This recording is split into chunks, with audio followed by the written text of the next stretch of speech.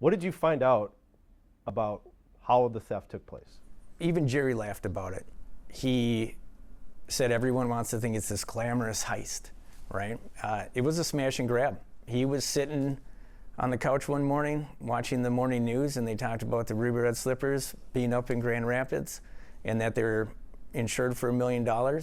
He saw on the video there that it looked like it was an easy mark, as they say, and he called Terry and he said, let's go get these slippers. They look like they're real rubies.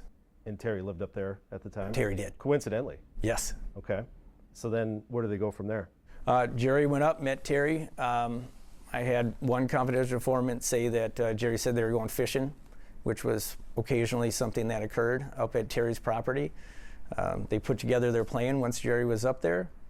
They drove to the museum in Terry's van.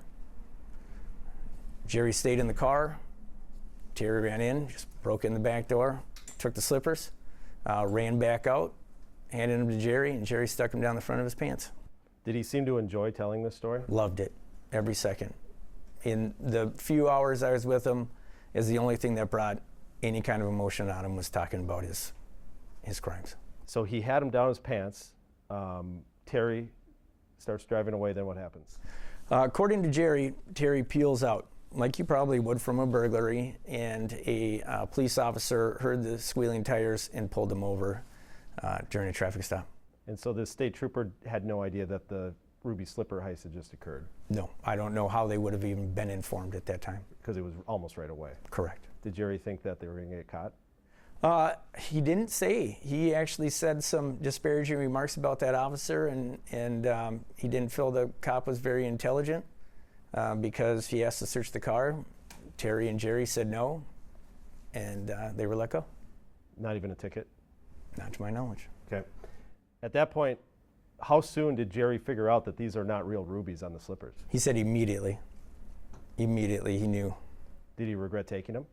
No, he didn't say that.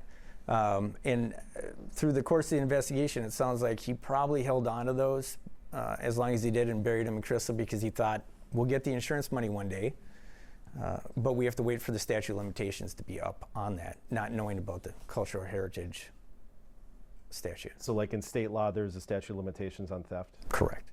And if he just waits that out, he thinks he can get away with it and sell them back to the insurance company? That was my impression.